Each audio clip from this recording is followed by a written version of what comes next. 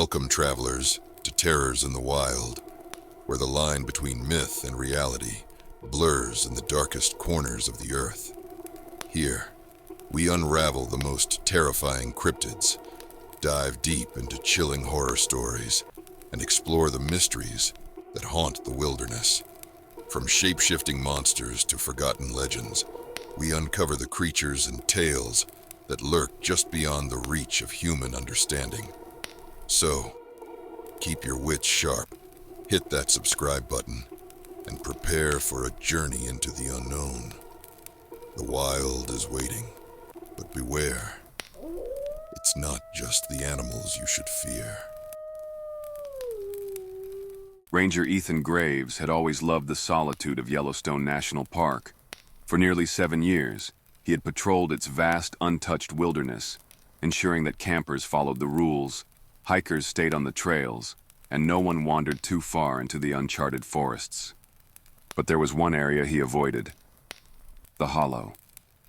It was a small valley nestled between two steep ridges, a stretch of land where the trees grew taller, darker, and denser. No official trail led there, and the few who had ventured in came back different. Some refused to speak of what they'd seen. Others simply never came back. The older rangers spoke in hushed tones about it. The forest's wrong there, one had told him during his first year. The air feels heavier, the ground too soft under your feet. And at night, the trees whisper.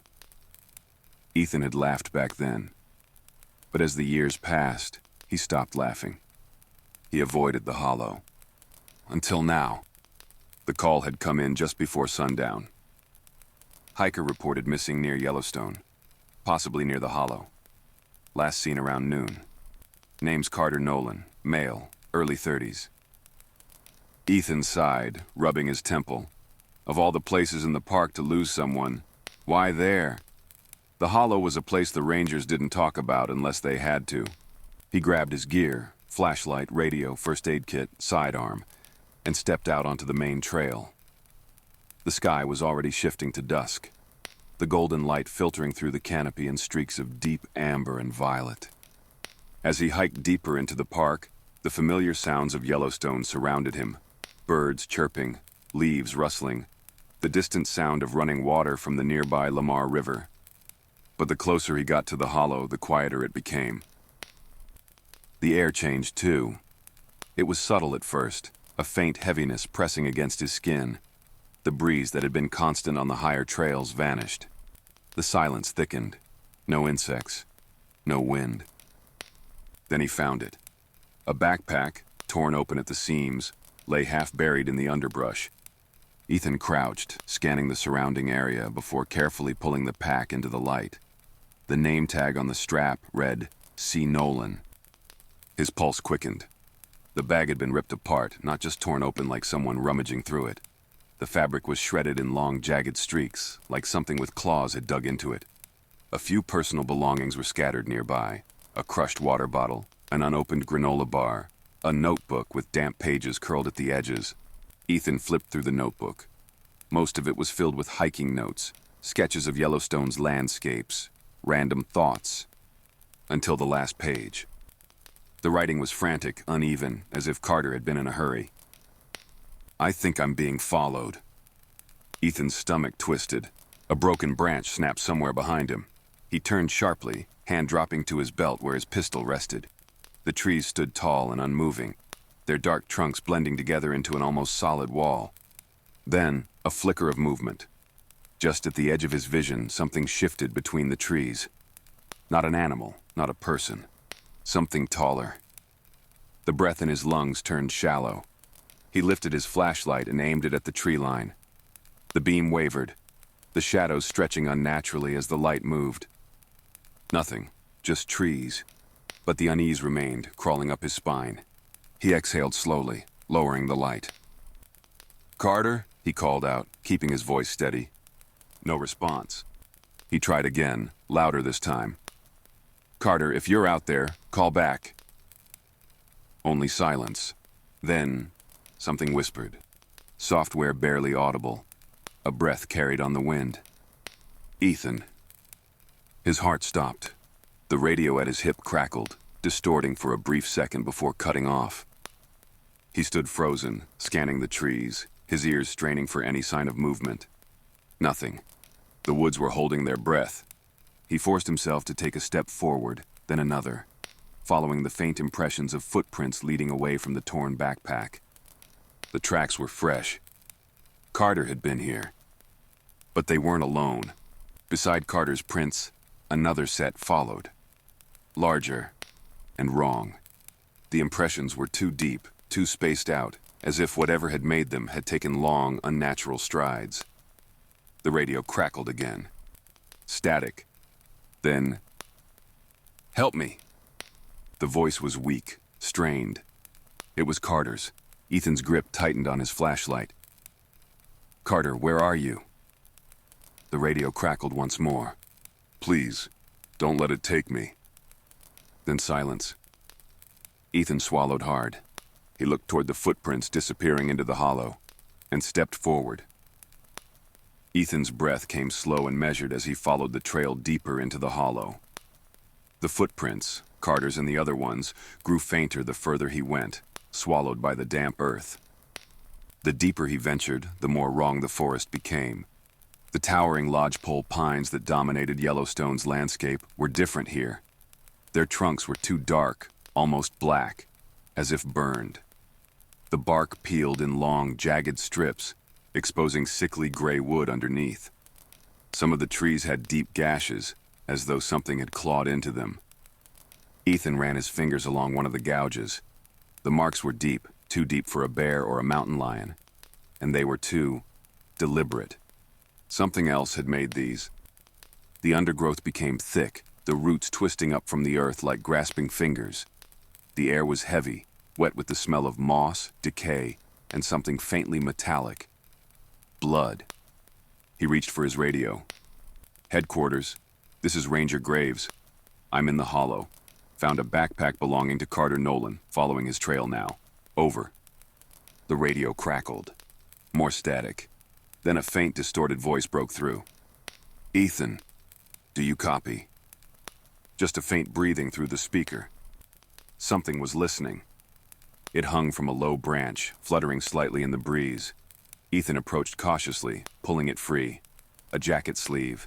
The fabric was damp, streaked with mud, and something darker. Blood. His stomach clenched. Carter had come this way, and he had been bleeding. The path ahead sloped downward, disappearing into a mist that clung unnaturally low to the forest floor. A shape moved in the fog. Ethan froze. Something was standing just beyond the mist. A figure, tall and motionless. His fingers instinctively dropped to the grip of his pistol. The flashlight beam wavered as he lifted it, illuminating the figure. A man. No. Carter. Ethan's breath caught in his throat. "Carter?" he called. No response. Carter stood completely still, facing away from him. His head was tilted slightly, like he was listening. Ethan took a cautious step forward. "Carter, it's Ethan. You're safe now. Just tell me what happened." No movement. "Carter?" Slowly, too slowly, Carter's head turned. His face was wrong. His eyes were wide, unblinking. His pupils dilated so much that his irises were nearly swallowed by blackness. His skin was pale, almost sickly, stretched tight over his cheekbones. His mouth hung open, just slightly, like he had been caught mid-sentence. Ethan's pulse hammered in his ears. "Carter!" Carter smiled. Not a smile of relief. Not a smile of recognition. A grin. Too wide. Too sharp. And then Carter whispered in Ethan's own voice. "Ethan, do you copy?" Ethan's blood turned to ice. The voice was perfect. An exact mimicry. His body screamed at him to run, but his legs felt locked in place. The thing that looked like Carter twitched, its head jerking too fast, like a puppet with tangled strings. Then, it took a step forward. Its legs moved strangely, like it was trying to remember how to walk. "Help me," it whispered in Carter's voice this time. The exact tone, the exact cadence from the radio transmission. Ethan stumbled backward. His boot caught on a root, and he crashed to the ground. The thing lurched forward. Its hands hung limply at its sides. Fingers too long, too sharp. It moved too fast. Ethan's training kicked in. He reached for his sidearm and fired. The shot echoed through the hollow. The thing jerked, its head snapping to the side. Then it laughed. Not Carter's voice, not Ethan's. Something else. A sound like cracking bones, layered with something almost human. Then, it dropped to all fours. Ethan's heart stopped. No human moved like that. It scuttled toward him with unnatural speed, its limbs bending at awful angles. Ethan scrambled backward, firing again. Bang, bang, bang! The bullets didn't stop it. The thing shrieked. A high, grating sound that sent pain lancing through Ethan's skull. Then, it vanished. Gone. The hollow fell into perfect silence. Ethan gasped for breath, his pistol still raised, his hands trembling. He scanned the darkness, every nerve in his body screaming, "Move. Get out." Then, from behind him, a whisper. "Ethan, do you copy?" Right against his ear. He ran.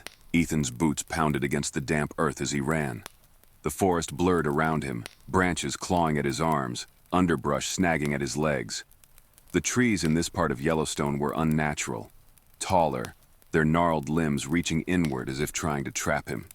His breath came in ragged gasps, his heartbeat hammering against his ribs.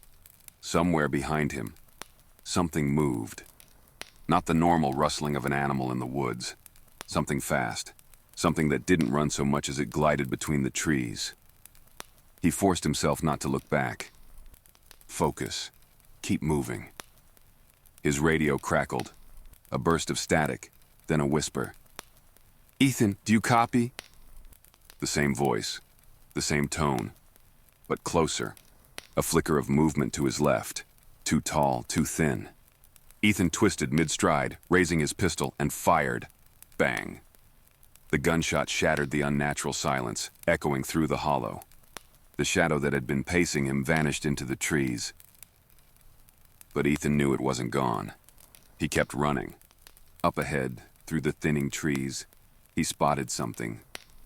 A faint glow of moonlight breaking through the canopy. A way out. He pushed himself harder, his legs screaming from exertion.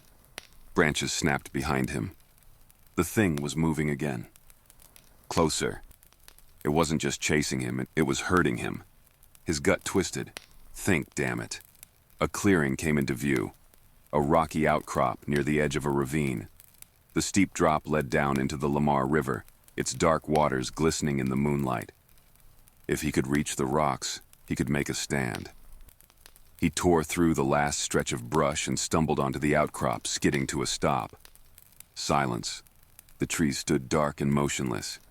His breath came in heaving gasps. His fingers were slick with sweat against the grip of his gun. He turned in a slow circle, scanning the tree line.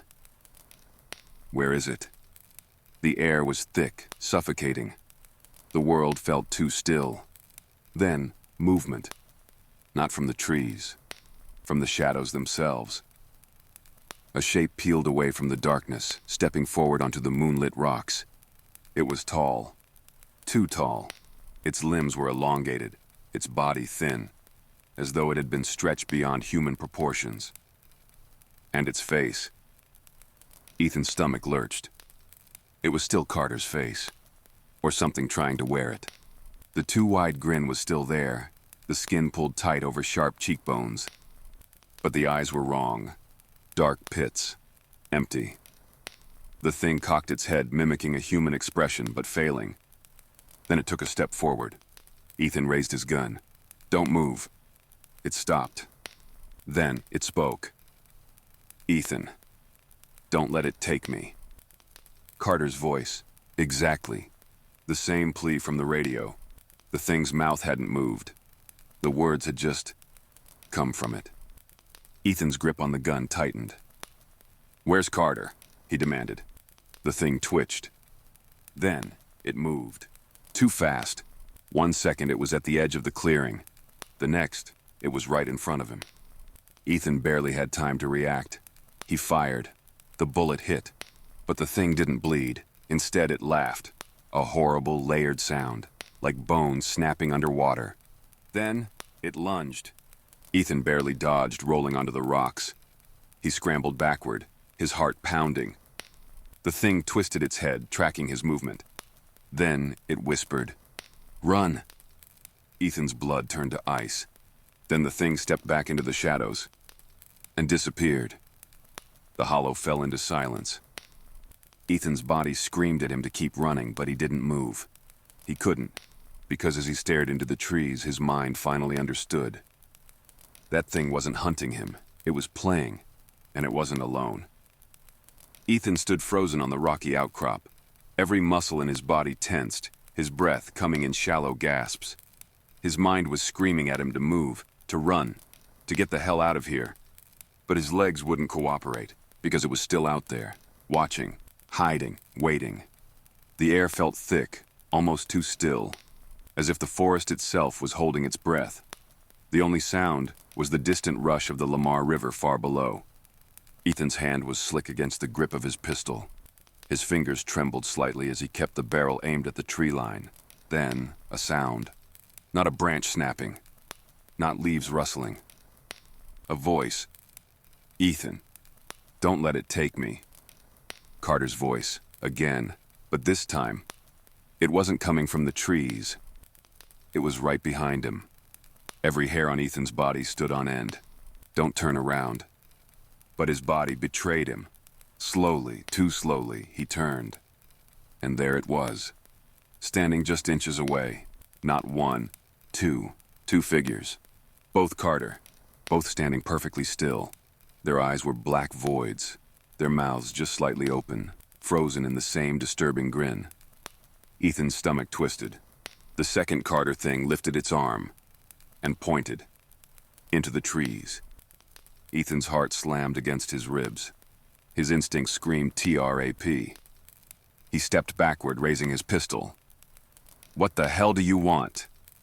Neither figure moved. Then, the first Carter opened its mouth wider, much wider, the skin around its jaw stretched, too far, too inhuman, until its mouth was gaping. Then, from deep within its throat, it spoke. "Ethan, run!" The voice was distorted. Not Carter's anymore. Something beneath it. Something deeper, like 1,000 voices whispering underneath the surface. Ethan fired. Bang!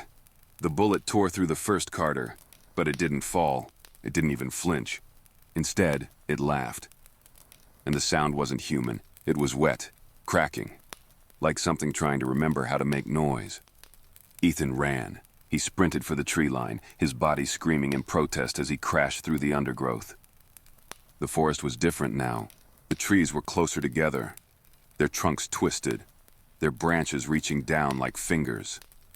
The ground felt softer, like it wanted to swallow him. Behind him, the sound of something moving. Not running, gliding. Ethan's lungs burned, his muscles ached, but he didn't stop. Faster, faster. He could feel it, them, closing in. He risked a glance over his shoulder and nearly collapsed in terror. There were more. So many more. Figures moving between the trees, all of them wrong. All of them wearing faces. Some familiar, some he'd never seen before. All watching him, all smiling. His chest tightened, his vision blurred. Then, up ahead, a flicker of movement. Something else. A shape not like the others. A person, a real person, standing in the path. Carter. The real Carter. His clothes were torn, his face pale, his arms covered in deep gashes, but his eyes were normal. Human. "Ethan." Carter's voice was hoarse, desperate. "Run! Don't let them get you!" Ethan didn't hesitate. He pushed himself forward, lungs burning, every part of his body screaming in protest. He reached Carter just as the figures behind him let out an inhuman shriek. Carter grabbed Ethan's arm and yanked him forward. "This way."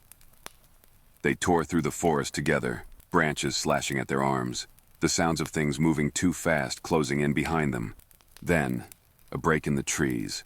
Up ahead, the glint of something metal. A watchtower. Salvation. If they could just make it. Then, Ethan felt it. A hand, cold, clawing, grabbing his wrist. Something pulled. Ethan screamed. Ethan's scream tore through the night as something cold and unnatural clamped around his wrist. The grip wasn't just strong, it felt wrong, like skeletal fingers wrapped in damp, decaying leather. Pulling. Dragging. The forest around him blurred as his feet were ripped from the ground. His body jerked backward, his stomach twisting as he was wrenched into the shadows. Ethan! Carter's voice was distant, fading. Ethan struggled, kicking and thrashing, but the thing, whatever it was stronger than any human. Its fingers dug into his skin, the sensation like hooks burrowing under his flesh. Then, whispers. Not from one voice, from many. Don't fight. Let us take you. Stay with us. Become. Ethan thrashed harder. The whispering voices grew louder, more desperate. We can make you whole. You don't have to be afraid. Just stop running. He was being pulled into the trees, into the depths of the hollow, where the moonlight didn't reach, where no one ever came back from. With a final desperate effort, he reached for his knife. His fingers fumbled against the sheath strapped to his vest. The thing screeched, as if it knew what he was about to do. Ethan ripped the blade free and slashed wildly. The knife sliced through the air, then flesh. A horrible, wet tearing sound. The grip on his wrist broke. Ethan hit the ground hard, rolling onto his side. He barely had time to process what he had done before. Ethan, get up! Carter. Ethan forced himself to his feet, his chest heaving. Carter was standing near the base of the watchtower, his face pale, his eyes wide with terror. Ethan didn't think. He ran. Behind him, screams. Not human. A sound like shattering bone and grinding teeth, layered with voices that weren't real. He didn't dare look back. Carter was already halfway up the watchtower's metal ladder, waving frantically. Ethan grabbed the rungs and climbed. His arms burned, his lungs ached. The thing shrieked below. He felt it reaching, felt fingers brush his boot. Then he was at the top. Carter grabbed his vest and yanked him onto the platform. Ethan collapsed. For a long moment, all he could do was breathe. His body trembled, his vision swam, his wrist throbbed where the thing had grabbed him. Carter crouched beside him, gripping his shoulder. You okay? Ethan couldn't answer. Instead, he slowly turned his gaze downward, toward the forest below, the hollow. It was crawling with them. Dozens, pale figures standing just beyond the tree line. Too tall, too thin, too wrong. They didn't move. They just watched, silent, motionless, their two wide grins illuminated in the moonlight. And in the center of them all, the thing that had grabbed him, still wearing Carter's face, still grinning. It tilted its head and slowly lifted one hand, waving a promise, a threat. Ethan's stomach twisted, his hands clenched into fists. He tore his gaze away, sucking in a sharp breath. Carter, he rasped. What the hell is happening? Carter swallowed hard. He looked just as shaken. They take people, he murmured, and they keep them. Ethan stared at him. They keep them? He repeated. How do you know that? Carter hesitated. His hands shook. Then slowly, he lifted his shirt. Ethan's breath caught. Carter's stomach, his ribs. There were scars, deep, jagged ones, like something had tried to tear him open, and failed. I was supposed to be one of them, Carter whispered, but I got away. Ethan felt his blood run cold. Carter met his gaze. But Ethan, his voice trembled. I don't think we're really safe. Ethan looked back at the hollow. The figures were still there, still watching, still waiting. And somewhere, deep in the trees, a whisper. Ethan, do you copy? Ethan clenched his jaw. He didn't respond. He just watched and waited. Because something told him this wasn't over, not even close. As this story ends, remember, out here in the wild, the terrors never truly vanish. They're always watching, waiting. If you dare to face them again, hit subscribe and turn on notifications. You never know when the next nightmare will find you. Until then, stay safe or stay scared.